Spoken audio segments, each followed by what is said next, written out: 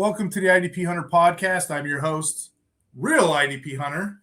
And if you notice my handles changed, it's because my account got hacked. So everything we're going to do moving forward, it's going to be the Real IDP Hunter podcast featuring the Real IDP Hunter. So please do not go to that other account because God knows who has it.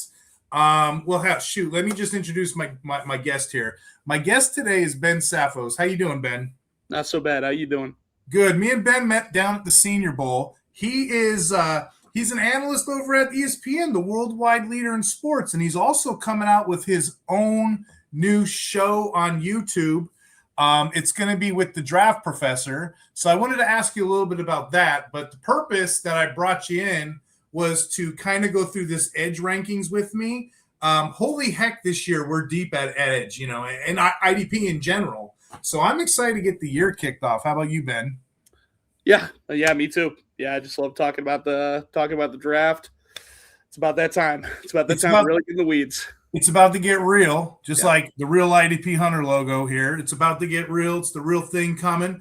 I had a question for you just off the record. It's a solid IDP class. I've been looking at a lot of film. Do you watch a lot of games or film? Like, where do you get your insight as a scout? What gives you the edge? Absolutely. Yeah, I think it's – I mean, if you really want to get the best assessment of these players, you absolutely got to watch film, in my opinion. Like, it's going to tell you everything about the player's approach to the game. It's going to show you what they do that translates to production in the league, that's going to translate, therefore, to stats in the league, which are going to get you points. So you got to start at the root of the tree, Like you can't put the frosting on the cake first. So, and I know ESPN was glad to have you. When you got selected as working at ESPN, you were an intern, right? Is that how it started for you? Yeah, I mean it's you're making it sound bigger than it is. I was definitely an intern. I'm in contact with them. My internship is over though. So let me ask you this. To get an intern spot, to me, it's like a lottery ticket. You scratch it off and you get in. How many people were you in competition with to get that spot? Probably like triple digits, I would say.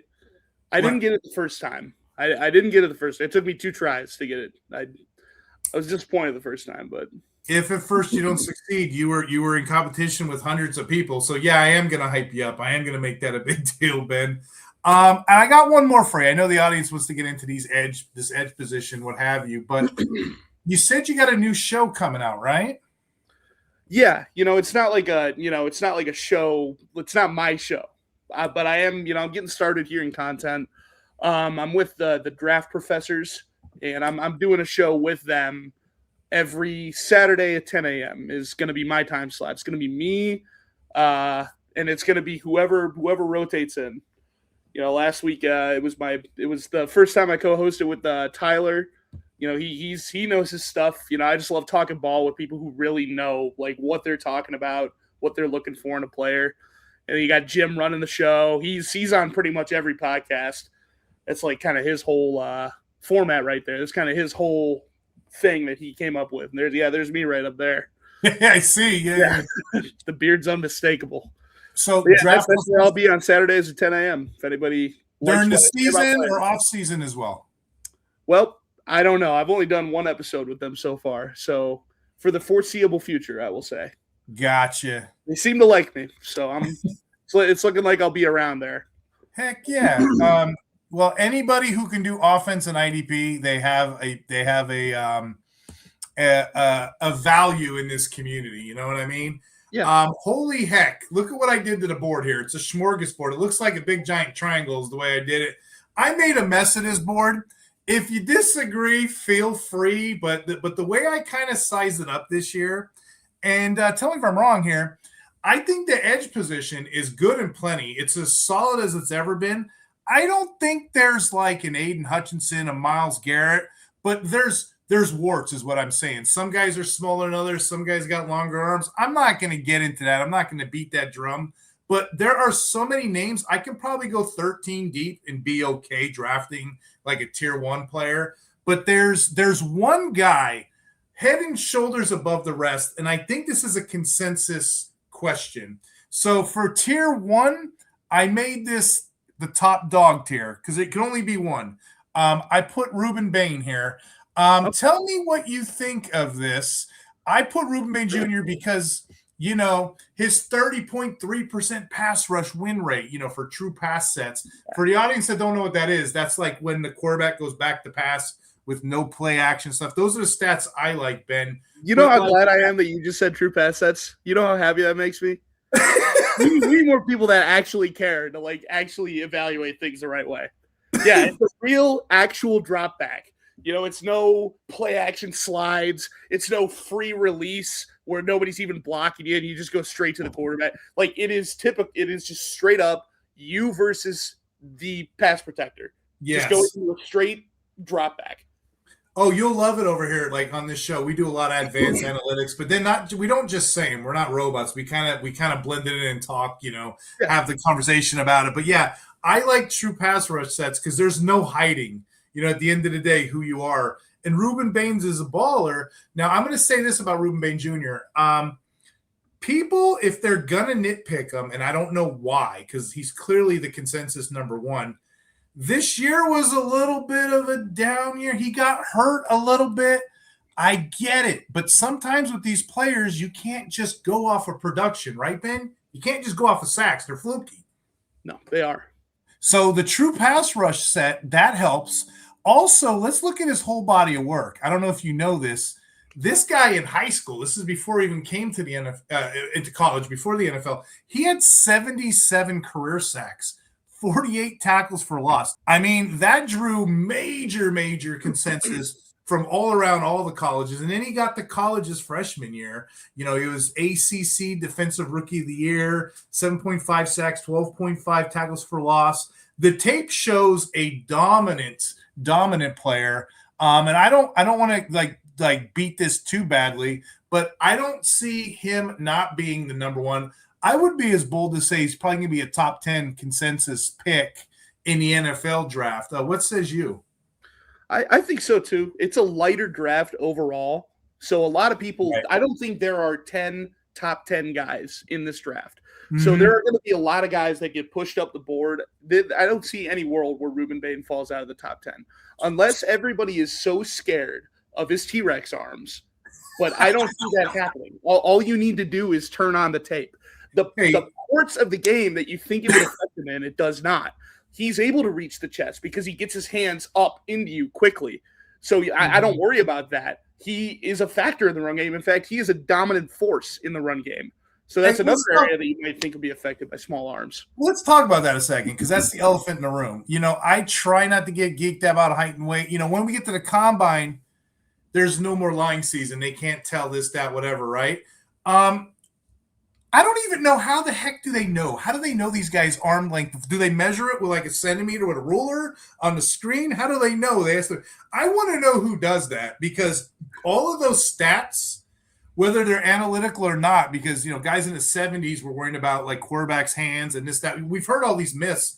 This year is going to be tail of the tape because there's so many guys built like him, tiny body. We're going to see. We've never had. I forget the stat. Micah Parsons is one. Elvis Dummerville's another. We've never really had a player like under 34-inch arms that was a successful Pro Bowler. But this year, this may be the class that breaks it, especially this next tier, which I really love. Great transition, Ben, because this next tier, you can kind of put them around any way you want. There's no clear consensus, I don't think. But like the arm thing always like amazes me. Like I get it, they want to reach and everything, but like this year or not, the rubber's going to hit the road. That we're going to find out if that's a real thing or not. So for number 2, this whole tier from 2, 3, 4, 5, 6. I'm going to read you some names. You can move around all of these players however you want to. Because like I said, it's kind of dealer's choice. And most of the sites out there, they have it different. So I'm going to read how I have it. For this next tier, I call it still elite because these are still top players. They're just one step behind Ruben Bain Jr. So for my edge 2, I have David Bailey out of Texas Tech. Edge 3, I have Cashius Howell. Ooh. Edge 4, I have TJ Parker. And edge 5, I have Keldrick Falk. Now, here's what's shocking about this. Most people could get around to Bailey, but I think when we get to 3, 4, 5, people are going to be pulling their hair out. But I have a rationale on why I have them like that.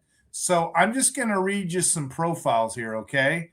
Most people like David Bailey as the next man up. He profiles, his frame's a bit smaller, but he has the long arms you were talking about that everybody craves, right? He has the bigger arms.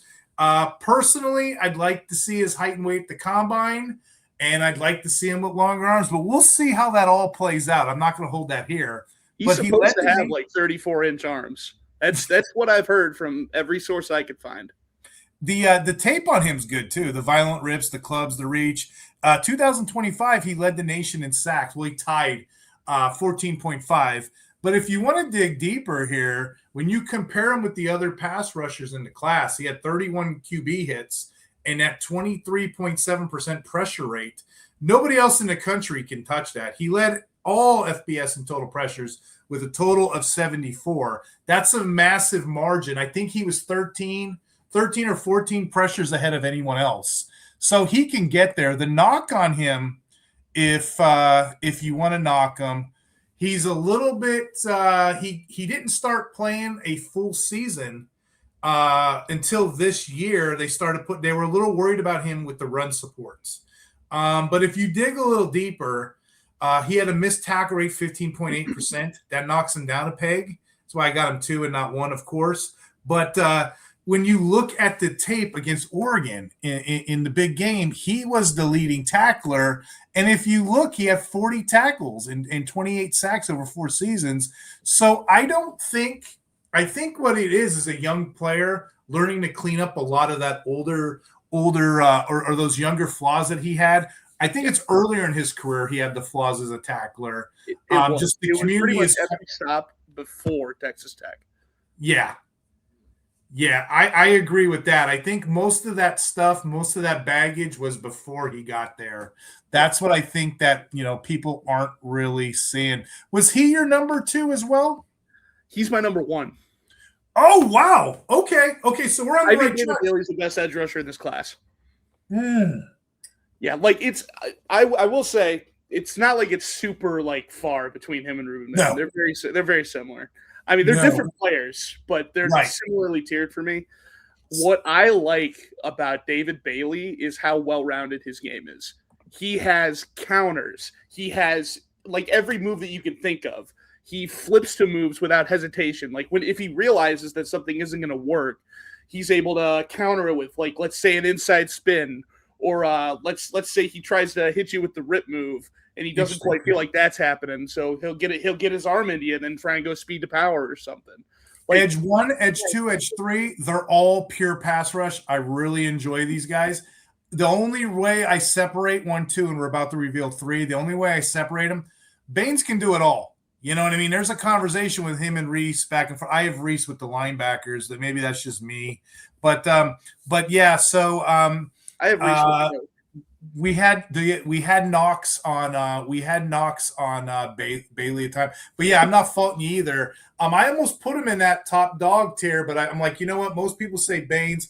Most people are going to draft Baines. He's going to be a top 10. That's fine. This whole tier from this point can be moved around a little bit. The guy I have here is not the consensus. Most people like Falk here. I like Cashius Howell, to be honest. And I got some tape I want you to look at. You just tell me what you think. I think he's one of the best pass rushers that we have in the entire class. With that being said, let me make sure I pull you up here. Hold on a second. With that being said, I'm going to pull this up and let you look at it. All right. Okay, full screen. Here we go, my friend. Yeah, this is the tape against Arkansas. You can see the get up and go with this guy. Howell, most people got him in the top 4. I put him at 3. He profiles as a very disruptive guy. You can see the efficient pass rush right here. He's widely viewed as a top 20 prospect and often ranked like that. I may be a little zealous, but I mean, again, he's between 3 and 5 for most people. 6'3", 245 pounds. He took a major leap this year, 2025. He had 11.5 sacks. That was top 10 in the nation. What I like to see, because sacks are a bit fluky, I just like to include that in the pedigree and the profile. His pressure rate was 20% consistent, ranking for the top of everyone. Got him good with a 91.4% pass rush grade. Again, it just goes to show you how deep this class is, because, we're already talking edge 3, and he can legitimately have a chance of being one of the top players. Granted, his run defense is a bit of a question mark. This is why he ranks a bit lower between Bailey and Baines. I would argue it's going to be non-existent in the league. I think it's DPR. What's that? I would argue that his run defense is kind of going to be non-existent in the league. I think he's going to be a DPR for sure. Oh, possibly to start out, but that's why I wanted to pull up the film study, because this may be a little too high for most. But he struggles with the anchor. But like I said, if he goes to some team that needs a pass rush, they'll find a way to get him on the field. But his 81.6 PFF production grade, that just shows he can hold up on his own. But yeah, that's just my personal preference. I struggled with him and my next guy, TJ Parker, to be honest. TJ Parker is a bit of an opposite guy. You know the story on Clemson. I'm sure you know it well. Fun fact, I have a friend of mine who coaches college around here. He has one of his assistants that went to Clemson this year, and we were having a conversation. We're like, what happened? He said they went from a 4-3 to a 4-2-5 look, and that affected a lot of these different – and it makes sense, the Peter Woodses, the TJ Parkers. If we were doing this podcast 2 years ago, TJ Parker would have been my number one in the whole draft, in the whole edge thing. Like, he would have been my guy. He went back to school and put up a stinker, did he not? Yeah, I mean, I wouldn't necessarily call it a stinker. I would definitely say there were a lot less standout moments. Like, upon my first go-around of the tape, I got mad Jag vibes from him. Like, I didn't see a lot of bend. I didn't see that speed to turn the corner. I didn't see a great move set. Like, he had some moves, but not enough to where I was overly convinced that he's going to be this guy that's able to win as a pass rusher, despite not being, like, an elite athlete. But I had a lot of those concerns alleviated at the Senior Bowl, because obviously last year did happen. You can't just ignore that tape. Like, last year, he proved that he could win despite not being, this like fly off the snap, bend the corner, get low, flex his ankles type of guy. He won with his moveset. He won with this power pass rush set where he could long arm you. He could hit you with that rip move and get around you. He has enough like shimmy to him and lateral agility to cross face, despite being a big guy. He's this blend. He's kind of this blend. And I saw that again at the Senior Bowl. I saw him convert speed to power. I saw him win with a lot more violence too. One thing I put on his eval for this season alone, I thought he played a lot less violently this year. Like the whole Clemson team, there was something in the air where you could just tell they were not trying as hard. I saw that with TJ. I saw a little bit more passivity with his game. But once you see him at the Senior Bowl, all of that goes away. All those concerns go away. He did not look passive. He looked violent. So for context for the audience at home, we're sitting here talking to Ben from ESPN and Draft Professors. We're talking about the edge class, how unique and solid and rich it is. I mean, we're going to go like 25 prospects deep this episode. We're on edge 4, TJ Parker, Clemson. To Ben's point, Parker exploded in 2024. He had 57 tackles, 11 sacks, 19.5 tackles for loss. Set a school record for forced fumbles, 6, 51 pressure. Like, he had the numbers 2 years ago. The team slumped, and when the team slumps, so do the players, especially on the defensive side. Me and you, Ben, we both seen him at the Senior Bowl, because I like to do that. I like to see players outside their comfort zone, outside their habitat. And man, you ain't joking. Yeah. One-on-one drills, he was lighting it up the entire week. He's back in the conversation. Like, before, I had him as a top 1 2 years ago. Then this year, I kind of dropped him. Now I'm bringing him back up. And I think edge 4 is reasonable, considering the way the class is. But he's a solid player. He's going to make teams very happy next level, especially if he can get back to that 2024 form. And you know what? Even on a bad year, this year, he's still in the 15% pass rush rate. It's not elite, but it's above average. He's going to be a 3-down reliable player. So, yeah, and he's got all the physical traits. But, yeah, edge 4 feels about right for me for him. I got him over Kedrick Falk. A lot of people don't. That's our edge 5. Kedrick Falk, there's some sites now that have Kedrick Falk as the 2. And, okay, I get it. He's 6'6", 285 pounds. That's impressive. A 6'6" player on the edge. Falk, he's also a good athlete, and he's going to be 20 on draft night. You got the dynasty angle. You got and he's also a great run defender. Like if you pull the stats on him, his run defender tape is excellent. So maybe he might be a real good real life player. But I'm worried about the pressures. I'm worried about the sacks. Only 28 pressures and 2 sacks. That ain't going to hold up. He's boomer bust to me. And you know what player comp I was thinking about for him? I bet we're the same one. Give me yours. I got Michael Williams. I got Trevon Walker, guys like that. I don't know. How about you? Yeah, I got Michael Williams as well. That's my player. Okay.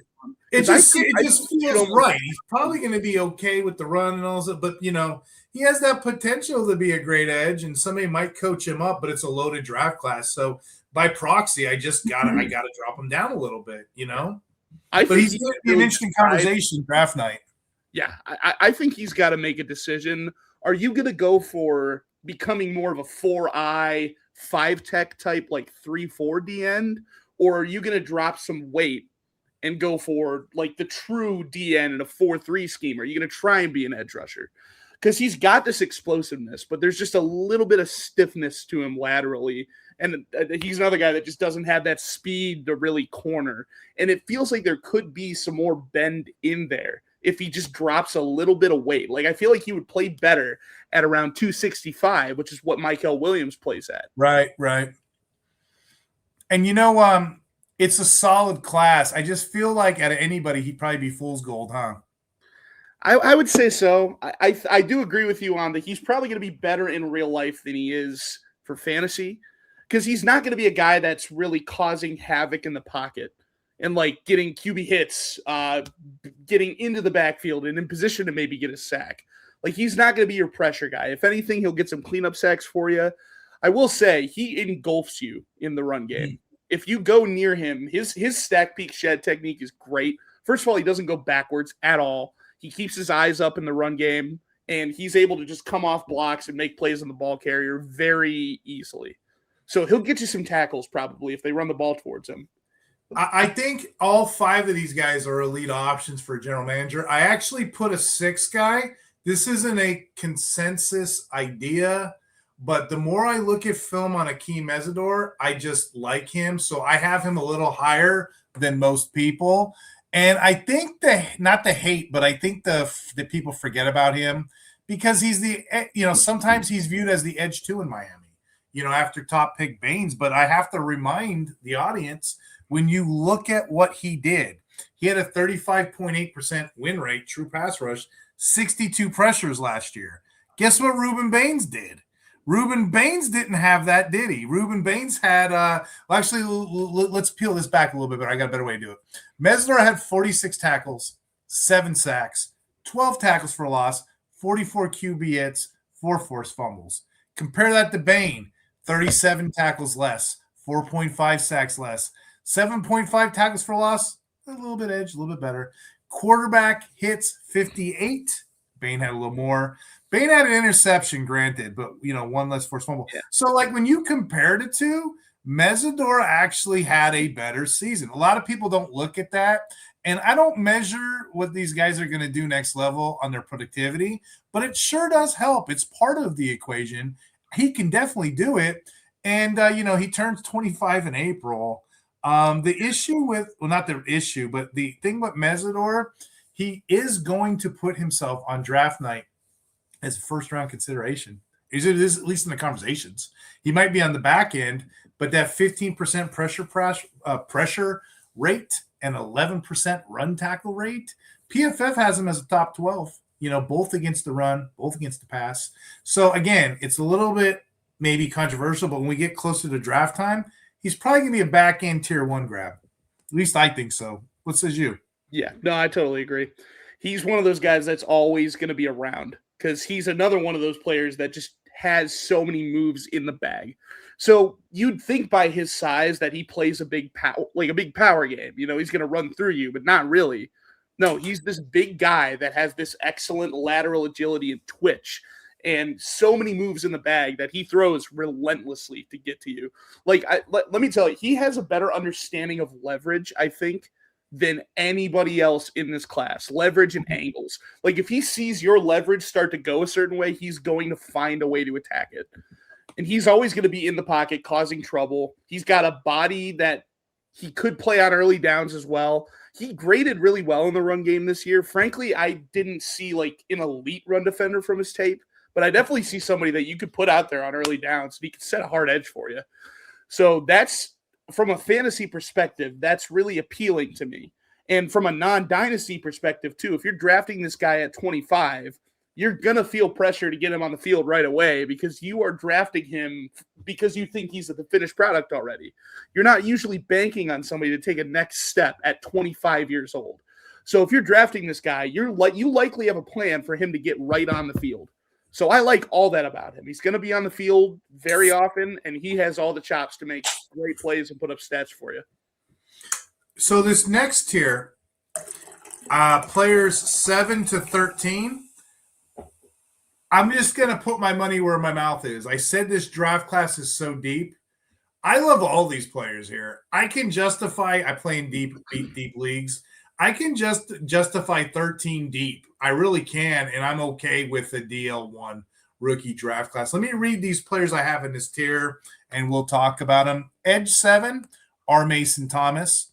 Edge 8, Zion Young. Edge 9, Gabe Jackus. I think you say it like that, or Jackus. I don't know. I think it's Ackus. I think anybody in the comments. The weirdest thing. I murder names. What did you say it was? Ackus, I think. The J Ackus. is silent for some reason. Okay, thanks for correcting me because like I murder names and it's comical at this point.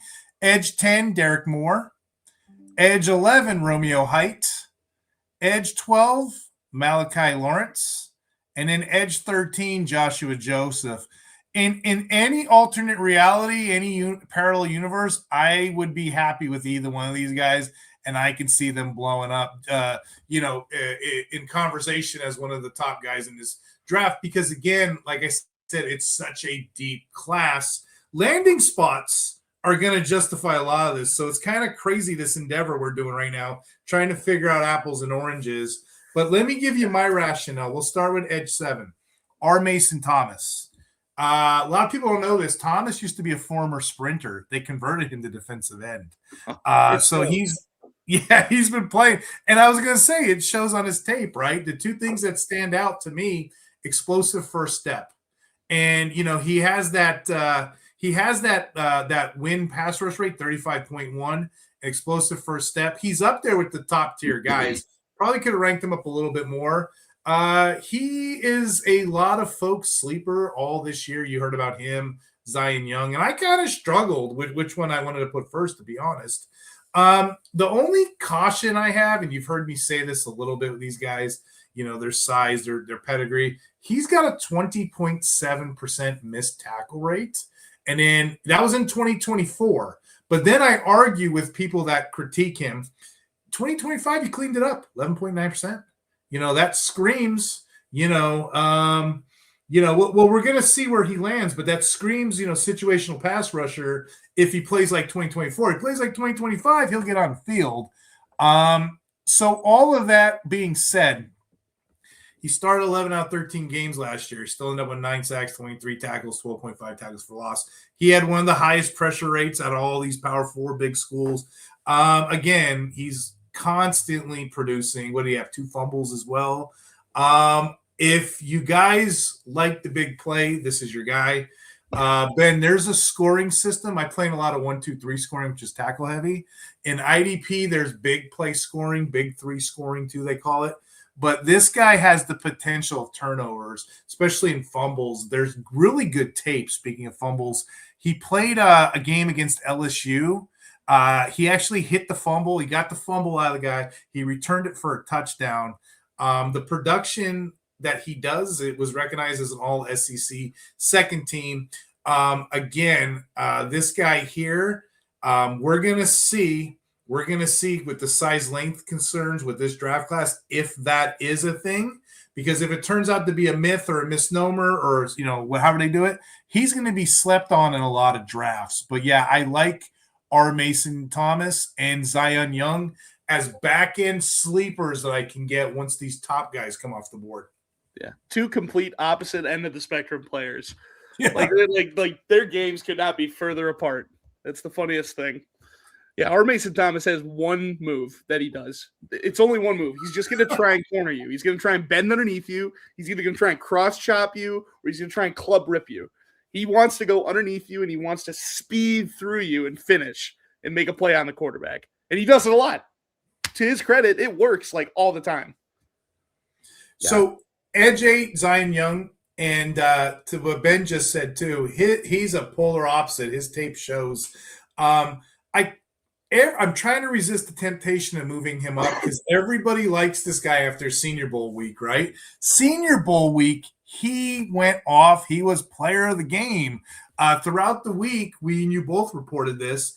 He was consistently getting pressure on the quarterback. He's forcing it one-on-one drills. I hate to be a tackle trying to defend him in one-on-one drills. He even recovered a fumble. But again, I see him as a second, third rounder. His tape cannot be different than like you said. He's really good at tackles for losses, penetrating. He had an eye-popping 16.5 tackles for loss. Earned an all, first team all SEC. Actually, PFF ranked him among the top pass rushers in the edge position nationally, and he has elite defensive run grades. So, the advanced metrics, the Senior Bowl week, the high pass rush productivity, I'm very interested. And, he's in the conversation of being one of the top players in the country, and I have him all the way down at edge 8. Thoughts there? Yeah, no, that's about where I got him too. So I do have Arvell Reese ranked among my edge rushers, and I have him at 8 as well. So right with those guys, I have Gabe. Would you say Akis? Yeah. I got him right there. Well. I got him right there. He had a great Senior Bowl week too. He's a former wrestler with a 20% pass rush grade. That's enough said right there. Bull rush ability. That's his move. The bull rush, the bull rush, the bull rush. Ended up with a 24.1% pass rush grade, 18.2 run stop grade. Hell of a defender in 2025. The only thing, if I was to critique him, and, again, these are all young prospects. We're not here to do that. But, he doesn't have the elite speed as the other top 8. So that's kind of why I have him at 9. Yeah. But, again, I'm saying this now. Keep an eye on him at the combine. If he ends up being a freak, he's made that, Bruce Feldman's Freak of the Week list? Was he a freaks list guy? Yeah. Yeah, I love that. He's a freaks guy. He's been on it. He's been on it a few times. I think at least 2. But, put it all together. I mean, I put him in this tier. Everything I'm saying, man, he's right there with the rest of these guys. You got to see him. You got to watch him beat blockers. It's like artwork. Highlight his inside counter ability, his bull rush. I just said he impressed scouts this week. I know he did. So going to mobile was a great move for him. Really good move. Yeah. Yeah, he showed more than he showed on tape, I thought, at the Senior Bowl. Because his tape is just him trying to bull rush through guys and trying to bend underneath guys, and it doesn't work all the time. Like, he's an inconsistent pass rusher. He'll disappear sometimes when the bull rush isn't as effective, but when he is able to get his hands into you and actually move you backwards and take control of your chest, then he's a completely different player. And that is the thing with him. He's got shorter arms. He has trouble getting to the chest consistently. So he's more of a project type guy, but he showed a lot of upside at the Senior Bowl. I do agree. He showed more moves in his bag than he did on tape. Personally, I thought he looked more explosive in general than he did on tape. A little bit bendier as well. This might rub some people the wrong way, but my comp for him is Bud Dupree. That's kind of what Bud was. Bud was this guy who's going to give you everything he can. He's going to try to just move through you. Sometimes it's going to work. Sometimes it's not. Sometimes he'll have a season where he's got 12 sacks because he's just always trying to get to the quarterback by moving through guys, and he'll get cleanup sacks just because he's always around all the clutter. But sometimes, it's not going to be as effective one week to another. He's a project. but he's still young too, so he's got upside to improve. Gotcha. My next guy I put Derek Moore of Michigan.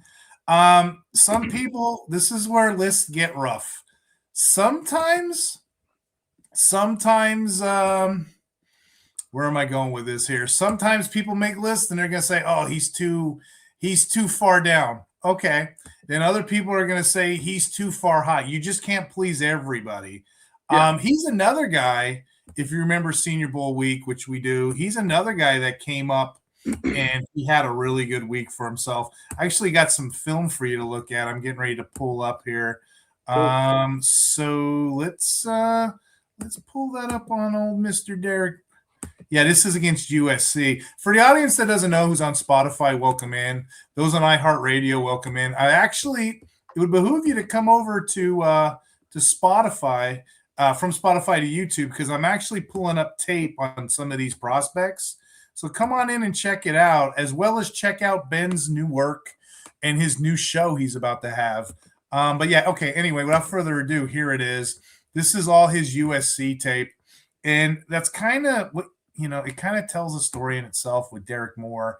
I mentioned, his Senior Bowl was impressive. He was right there with the top edge prospects. This is edge 10, by the way, and I'm talking all the top prospects. Crazy draft class. He was consistently winning one-on-one drills all week. He's got that bull rush like the other guys. He actually flattened a 6'9" tackle. I've seen it with my own eyes. I can't remember who it was. And honestly, that tackle probably doesn't want to remember. Markel Bell. Oh, okay. I didn't want to bust the bridge. Okay. 6'3", 260 pounds. Moore delivers that true breakout, ability. His senior year, he had 10 sacks. I mean, he looks like an edge, an NFL edge. He had 2 strong seasons back to back. He earned 2 all Big Ten honors. Both seasons, I'll just put them together. If there's one thing you need to know about Moore, because I've warmed up to him as we've done the ranking process. 33.3% pass rush win rate, the true pass rush rate, 40.27 sack rate, and a 17.52 regular pressure rate. So I said it back. Insane. I was so shocked by the numbers. Yeah. He's got the top 10 upside, and I got him down here so late. To be honest, I probably ain't going to spend a draft pick high. I'm probably going to wait for this next tier, and it only gets better as we go. But right now, the consensus is, the top guys, the Reuben Baines, the Keldrick Fultz, mind you. But I'm kind of interested in the Moores and the Zion Youngs and even the next guy in general. But you can see a lot of good in this tape, even when he's always near the play, too. I mean, if you look at what USC was trying to do, they're trying to run these screens. He's chasing off the quarterback. I really enjoy Derek Moore. Even when he doesn't make the play, he's in the play, if that makes sense. Yeah, for sure. So, but anyway, I'll move on to the next guy here. The next guy here is kind of interesting, too. Where we at? We're on edge 11, Romeo Height. He didn't have the Senior Bowl that people thought he would. He didn't. But the rush metrics are excellent. I mean, we're all the way down 11. We got squint our eyes a little bit. He had damn near 18% pressure rate. That's good, right? Top 15 power pressure rate. 25 on draft night. What's that? He's going to be 25 on draft night. And he was all of a sudden a producer this year. Yeah. Like, he didn't produce like almost any other season. I'm worried about that. I think he's just out athleting everybody. And the people in your league are going to overdraft him.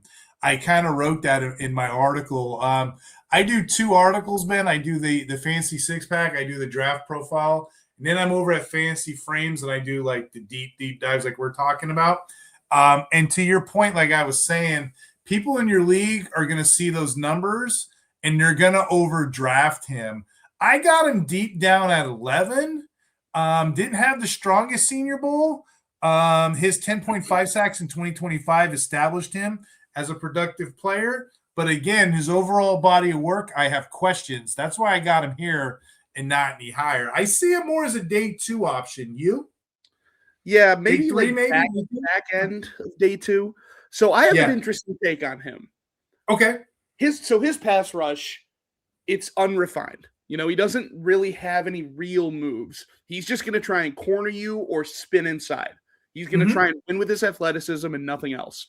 You know, he doesn't really have any counters. He's this like thin, wiry guy at 200. I think he's 235 pounds. So he's not even 240. You know, there's no speed to power there. It's all just out athleting you. And he's 25.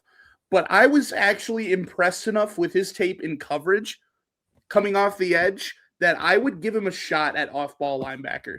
If somebody were willing to get creative with him, i.e. Brian Flores, I think this guy would be perfect for a Brian Flores scheme. Because the two things he can do really well, we know he can blitz because he's a pass rusher. You know, he could rush the passer. And we know that he could cover pretty well. You could do something with that. And all of a sudden, 235 pounds, 6'2", that looks a lot more normal if you're playing him at off-ball linebacker. So much of Romello height is going to come down to where does he get drafted? How creative is the offensive coordinator? Are they going to blitz a lot? Are they going to use him in interesting packages where they line him up at double mug or deploy him from maybe he's playing overhang and they're going to deploy him as a blitzer a lot from there? Like, do you have packages that Romello height can benefit? Because I don't see him being a major winner coming off the edge consistently. I just don't think he has the tool bag. I think he's 25. I'm not confident he's going to develop one at this point. I think there are creative ways to use Romello height. And if you're just using him as a like regular DPR outside linebacker, you are missing out on what could be, I think. Yeah, we got two more guys in this tier, but I kind of want to jump on. I like what you said here in reference to height. I really do. We mentioned we think he's a day 2 guy, probably on the back end, but a lot of the community right now thinks he's a first round kind of talent. I mean, that's a huge gap, what we're saying right now to the audience. That's a sizable gap. That stuff kind of matters. Yeah. And in my second point, what you said, in IDP leagues, this is the kind of archetype, kind of profile. It gets overdrafted a lot, doesn't it? I mean, I can go through the seasons. There's players, that get overdrafted because someone falls in love with the metrics or the screen or the sack totals, and they pull the trigger too early. The smart move, in my opinion, is to let the top tier pass rushers kind of go off the board and follow you and see where this goes. But yeah, by no means, I may take a shot at him. I mean, I have leagues that are super deep taxi squad, but I would prefer one of my league mates take him early, and I get maybe one of these next couple players coming off the board. For sure. He's intriguing, no doubt. I mean, the athleticism, you if you watch the tape, you can't deny that he's a good athlete. That's never been the problem with him. You know, what if athletes are fun? You know, what if he was really good? But what if he isn't? You know, what if he doesn't put it all together? What if he doesn't take that next step? The man's 25 years old. He's almost off his parents' health insurance. So I got two players in this tier, and I can kind of do their profiles together. Edge 12, I got Malachi Lawrence, UC, and then I got Edge 13, Joshua Joseph, Tennessee. What'd you say, Ben? I haven't seen Malachi Lawrence yet. I've been so here's the thing. Thank you for saying that, because this dude's been rising up the boards, and I've been watching him. You know why? He wasn't really anybody's radar until the East-West Shrine Bowl happened. As soon as the practices started to happen, he started impressing scouts left and right, overwhelming the blockers with refined rush techniques. He was winning one-on-one drills, and he profiles. I had him as a 3-4 edge rotational piece. Now I'm seeing this 6'4", 250-pound frame monster. I'm speculating because, we're not going to have the height and weights right until we get to the combine.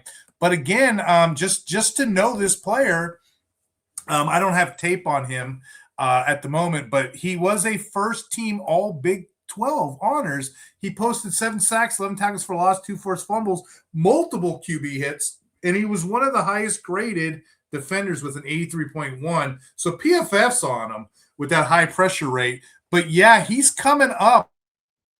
And I think 12 right now is a sneaky buy window. If I get him off 12 or even Josh Joseph coming up at 13, yeah, I'm going to be a happy camper.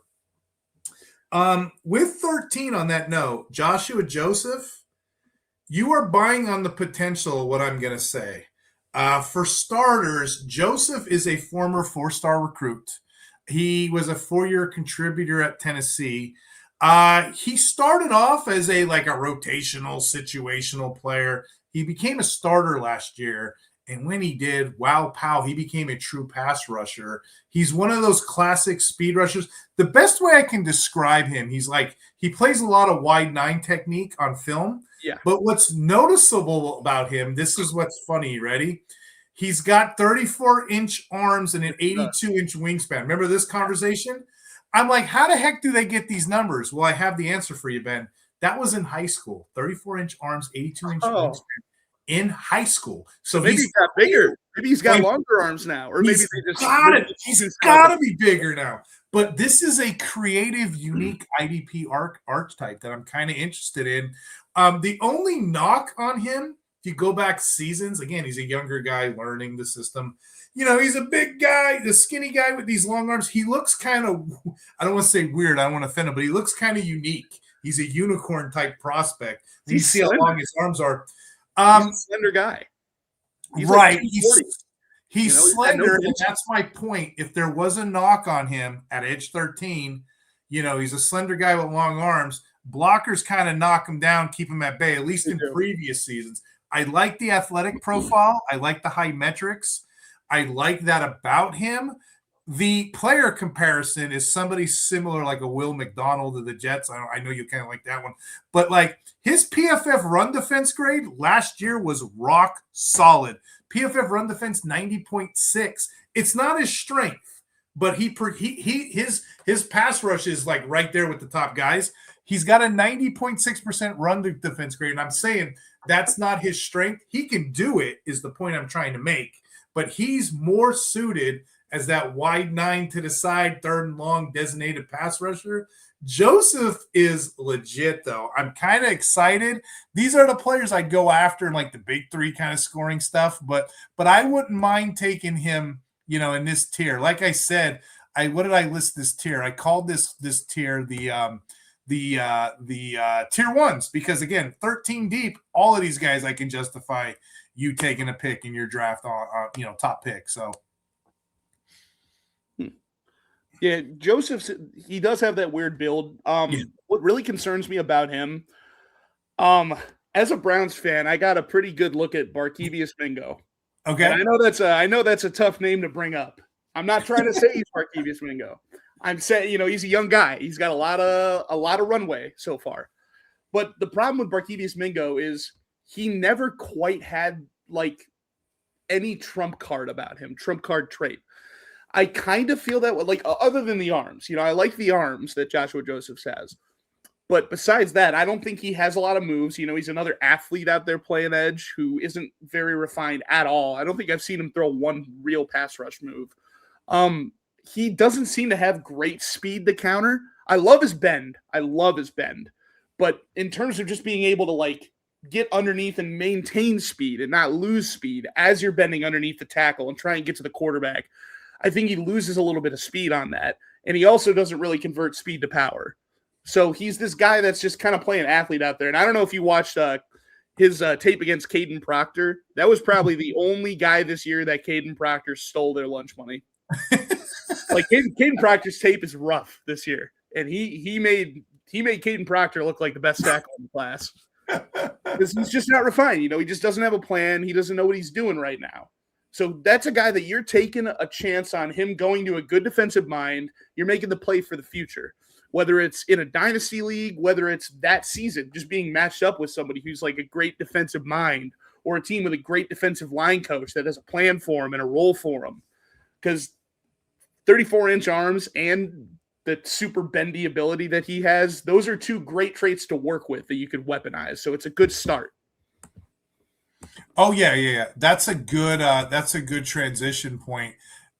This next tier that we got coming up, all of these guys in here, they could be high-end producers. I got 4 in here, but like I said, I know I like to hype up a lot of players. They got warts too. There's a lot of knocks on these guys, so just be mindful of what I'm saying. This time of the draft, you're looking for guys that are tier 2 that have that potential to pop for you. and be something bigger. I got a guy here, my next player, Dennis-Sutton out of Penn State. He's one of those players. Okay, yeah, but he can be this guy for you. Don't get me wrong. He can be this guy for you, but there's a couple issues. And Ben, you're shaking your head. You already know where I'm going to go with this. There's some issues with some of these guys that you just want to be mindful when you're drafting, and you know it's going to take time. Real quick, though, I mean, remember Daniel Hunter in college? He wasn't who he was then. He wasn't really getting sacks. TJ Watt wasn't really heard of. He wasn't the TJ Watt that he was in the NFL. And heck, Max Crosby was a walk-on in college. So, again, we don't know the journey of these players, but like I said, we can profile the heck out of them. You know what I mean? So, Dani, what was I going with this? Dani Dennis-Sutton is one of those guys. Would you say? He says it weird. I figured this out last year. It's pronounced Dani, actually. Oh, I'm glad you said that. Dennis-Sutton. Like, how is that denied? Just go by Dani, bro. Just be normal. What are you doing? Yeah, there's nothing normal. There's nothing normal about this profile. For one, he stands at 6'5". He's a little inconsistent on the tape. I put some tape on the screen, and it shows a little bit. But I will say this. I'm not going to knock him for the production or the inconsistency because he was injured in 2024.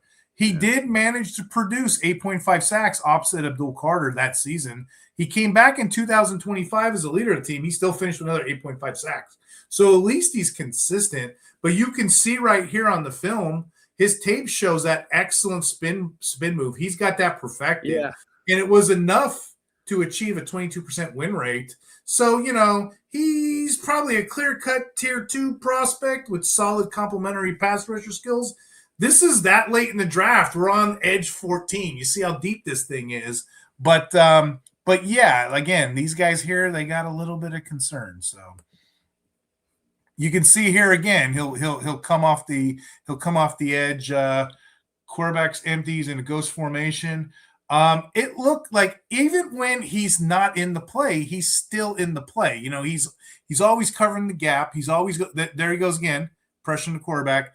I like the prospect. I wouldn't put him any higher, but he's going to go to a team that needs a situational pass rusher. That's him. Interesting. Yeah, I've not gotten to deny Dennis-Sutton. All I know about him is that he's a super high character guy.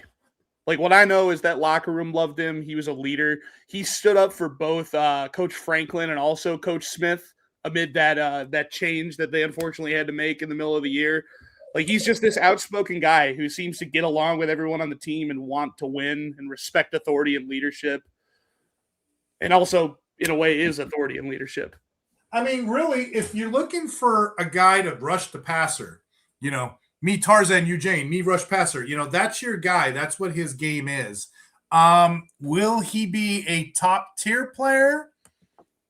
Who's to say? But that's the only concern that I have. We're looking at like tier 2 potential kind of guys. We're looking at players, you know, stats, statistics. This is a mixed bag tier of players for me because they're all right there. They're close. They're close to being with, you know, conversation the other, but they're clearly a tier behind. They're clearly a tier behind the other guys. My next player is going to be one that's probably going to get overdrafted. Just because sometimes our league mates like to chase stats. And where are we at right now? Yes, sir. We're in the high-end production category, right? So now we got 4 guys in the tier category. Okay, so this next player I got, and hopefully I'm saying that right, Nadeem Tucker, Western Michigan. Yeah, I think that's how you say it. Nadeem Tucker, I believe. Yeah, he led the nation in 14.5 sacks. People are going to look at numbers, you know, whatever football data, and they're going to draft the player. He was a complete unknown up until this year. But like him and Bailey tied. He actually tied the league. But he's intriguing because, you know, where did this production come from? It's not the only thing to get sacks in these leagues, everybody, you know. But it is a interesting indicator. I will say this. If we're just going to look at last year out of him, out of those 14.5 sacks, 61 pressures, a 93.3% pass rush grade per PFF. I get a little worried. You've been hitting it. You've been hitting it a hammer and a nail this whole episode. I get worried about these older prospects. He's going to be 25. He only has just one earth-shattering.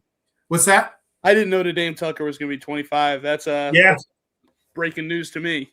And he only had one earth-shattering year of production under his belt. Yeah, the MAC. I have a little reservations. That's why I got him down here. I wrote about him previously. Just what was the TLC song? Don't go chase some waterfalls. You know what I mean? So people are gonna fall in love with the numbers, maybe not the prospect or the profile. They're gonna fall in love with the standout performance. They're probably gonna see him blow up the combine. Who knows? But he's had some game high, games. He's had the 2 sack games, 3 tackles for loss, forced fumble that we've seen at the Senior Bowl. He's gonna be a guy that could rise up to competition. I'm just a little worried about him, as I was saying before. Just 1 year of production, I would probably wait around this time in a draft to look at him. I don't know. Do you have any thoughts on him? Yeah, not only the 1 year of production, but 1 year of production in the MAC. I mean, can you name one MAC tackle? I can't. I mean, who's this guy going up against? Joe Schmo? Yeah. I don't know if I will say also to contest that point a little bit and contradict myself, he did look like he belonged at the Senior Bowl. Mm-hmm. Like, yes. He did look like one of those guys that was able to bend the corner really well and have some standout reps against really good tackles. So clearly he's a good player. There's some good players in this whole tier. Like, don't get me wrong. I mean, we're this far deep, and like I said, the next couple players, I can make justifications either way. I just have questions, Yeah, for sure. Yeah, he's definitely someone that intrigues me, though. So another player that intrigues me is LT Overton. I got to interview him at the Senior Bowl. LT is a former 5-star recruit. He showed flashes of that bull rush, drew attention all week. The problem is the team scheme Alabama played with him. He was more getting double teamed, eating up space so the other guys can play. So I had a lot of questions about him, but I got to see him up close. But I just think, Alabama's usage, it limited his numbers, his ability. But at the Senior Bowl, he went viral for beating, I don't know what the tackle is. I'm sure you know, Ben. But anyway, he was beating tackles in practice, and he followed it up in the game with the sack and a tackle for loss. I just think with a little more polish, he's a good pedigree player. And, he's coming in all the way at edge 16 in this draft here. Yeah, that really is the key word, right? It's polish. Because I remember watching him last year. He was just this kind of polish was not there. And he's got a little bit of tweenerism to him, which you get a little bit afraid of. Is this another DeMarvin Leal, Because he's another guy that he's big, but he doesn't really win through the bull rush. He doesn't win with the long arm consistently. He's another guy that's trying to bend underneath you and rip through you. So he plays like a finesse guy, despite being defensive tackle sized almost. And I almost wonder, are you one of those guys that's just not quite fast enough to get to the corner and get around defensive or offensive tackles, but also not strong enough to play on the interior? So there's a little bit of that to him. The rawness as well is also a part of it. But I mean, this is a 21-year-old dude who's got long arms and a very large frame. So there's already athletic traits to like there. I got him in the round 2 to 3 range in the real life draft. I have him above Romello height. I'll say that much. Oh, okay. I think he shows a little bit more. I feel like I want to do that, but I kind of know how these players are going to get ranked, and I'm kind of interested. Yeah. I think height, if anybody's the fool's gold, but I don't want to go on. I don't want to live or die by that sword. You know what I mean? Especially before they even get drafted to a team. We don't know where these guys are going yet. Mm-hmm. Yeah. But I will say, Overton, I'm just a little bit more bought into the potential than I am with Romello height. So the next two in this tier, I'm going to do together because I find them fascinating as prospects. Logan Fano and Caden Curry. Those are the last two in this high-end tier. I play in a lot of like 32 team leagues, 20 team leagues. These are the players I'm going to get in like the 4th, 5th round of those kind of leagues. And again, they may not get the same attention. Logan Fannin being all the way out in Utah, but I'm going to tell you guys, he's a strong run defender, 76.8 graded, and guess what? He's got a pass rush toolkit. The tape shows it. He got a lot of different moves. He's got a lethal spin move. He's got many ways to get after the quarterback. He does do a lot of winning, 25.3% of the time. But here's the biggest knock on him. This is probably why a lot of people don't know Logan Fano. For some reason, it doesn't translate. Doesn't have a whole lot of production. For some reason, it's that enigma. He had 4 sacks the 1 year in college. He had 6.5 the second year.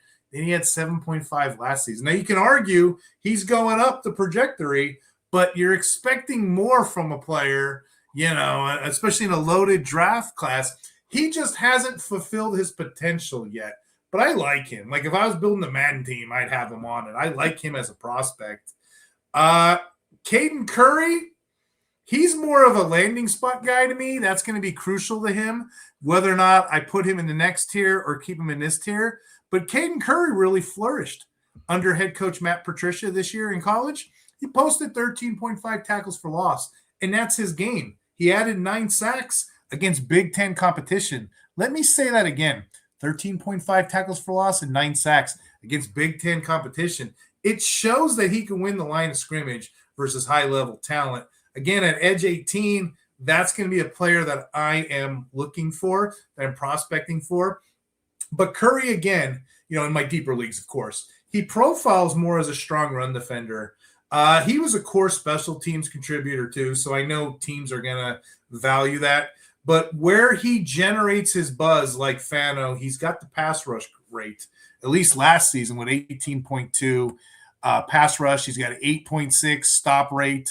That said, there's only these 2 guys here are lower to me because there's been some production red flags. Again, with him, I'm kind of curious how this is going to go. So, Ben, he had 12 sacks last season. Hence, that's why he's got all those numbers. But here's my problem.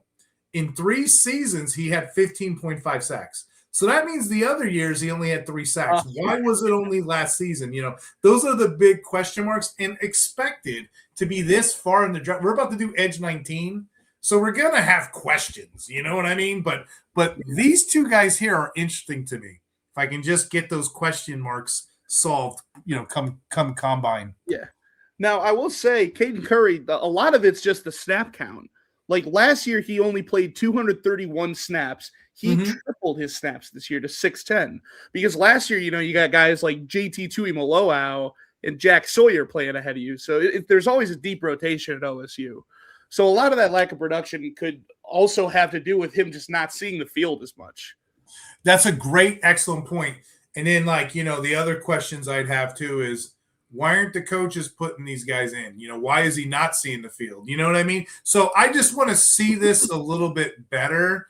I'd have more peace of mind as this process goes. Again, Ben, like I said, we have all these players we're excited about, but, pre-combine, post-Senior Bowl, we're trying to sort apples and oranges. Where did you have those guys ranked? I'm just curious. Haven't watched them yet.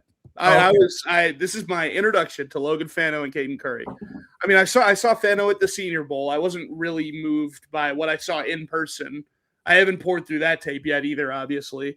But he seemed like a pretty good athlete. And Caden Curry, I've seen him have some nice wins with power. Like, I'm in Ohio, so I watch OSU games. So I've obviously seen him. So I will tell you, I'm okay with moving a player around or 2, what have you. But I think these profiles, the way we got them, I think they're solid. I think we got them spot on at this point, watching the tape, going to the bowls, what have you. Again, a lot of these guys it's going to fall, especially that tier and this, the next couple, it's going to fall landing spots. This next tier, it's a small tier, Edge 19 to 21. I call it solid prospects, solid starters next level. I can see it. They're also risers during this process, and we actually have a decliner coming up. So let me just kick off this tier. Edge 19, I got Max Llewellyn, The more I see this kid, the more I like him. Maybe I'm partial. He gave me an interview at the Senior Bowl, but the kid's a gamer, man. He had a decent Senior Bowl. He had 2 tackles, pass defend. Interviewing him, he told me straight up what I see on film. He's going to do whatever the coach needs, whatever he needs to do. He's a team player. He's been a rotational player up until this season, but he showed up this year with the 9.5 sacks. That's your point with earlier with Curry. Where'd that come from? Well, it's not just fluke. He had 24.5% pass rush win rate. The only questions I have, he's been a rotational player up until this year, and it could be, snaps, coach trusting him, what have you. But again, regardless, edge 19, I see him as a ceiling tier 2, intriguing prospect here. And shout out to Max Llewellyn's dad. He follows me on Twitter. I think he was at the game. I think I spoke to him as well. Proud father, following his kid around. I hope he makes it next level. But I'd love to see another Mad Max in the NFL. I'm going to do these all at once here. I'm going to do this whole tier at once, if that's okay, Ben. Yeah, we're going to go down. Yeah, we're going to go down to edge 20. I don't know if I'm pronouncing it right. I put McKilly Kamara. Now, this may be a little controversial. I had him as high as DL13, like when college ended, but I guess no one else likes him as much as I did. He's one of the famous, the combine right now is snubbing people. He's one of the famous ones that got snubbed. He didn't invite him? No way. Yeah. I didn't know that. He didn't go. So now I have questions. I'm like, do I have him too high? Do I have him too high? And a lot of these guys rose, and I've been complimenting them. He hasn't done nothing to improve his draft stock, but, he's not going to the combine. I don't know how that's going to translate to him, but, a late round draft steal for some team that does that, like a St. Louis Rams or a New England Patriots, I can see that happening. But yeah, he was in my top DL13 conversation, and this is probably the furthest drop that I have. Yeah, what I know about him is it's just length. That's a problem with him. And there was another Kamara that came out a couple drafts ago named Mohamed Kamara that pretty much won the same way that he did, same build as him, and he just didn't really end up being anything because it's that combination of, lack of length and also lack of athleticism. And I haven't gone into the Kamara tape, but that's just from what I've heard about Kamara. Those are the concerns. It's, lack of length, lack of athleticism. How are you winning in the NFL, My next guy, and these are more like, take a flyer. You see the tape, they got high motors, or maybe they did something analytics, because we're already on edge. We're on edge 21 at this point. So it's like, geez. So I got 4 guys in this category. Like, maybe they hit, maybe they don't. So that's what I'm kind of thinking about. No particular order. This is just more my preference. But there's 4 guys here, and I can kind of end the podcast here, and you can talk about whichever one you want. Vincent Anthony. He's a high-end motor guy. He's got the length. He's got the strength. He wins with ease. He's got leverage, physicality, all that stuff we were talking about with some of the higher prospects. He's got the anchor, the point of attack. But he profiles best, as a rusher on early downs kind of thing, because, he doesn't have the pass rush, the hand usage. But Vincent Anthony Jr. is going to be a late round guy. And this one's going to shock the nation. Edge 22, Tyreek Sapp. He's a top prospect in this draft. I don't care for his game. I have dropped him down significantly. I'm calling my shots here with some of these other players that I like a lot better. The thing I have questions. I have issues. I've been dropping him down every chance I get, Ben. Once a top tier player, I'm questioning everything I've seen. Don't get me wrong. I see him as an incredible run defender, but I'm not sure about that pass rush, and you'll hear that for a lot of these guys. Kind of disappeared Senior Bowl week, in my opinion. Yeah. That's 22. 23 I got Ethan Burke. Ethan Burke brings that ideal size. He has that power. He has that heavy-handed bull rush. He can collapse a pocket. Flashes is what you'll see with Ethan Burke. He flashes from time to time. Not the most reliable defender, but starter level, possibly, rotational, possibly.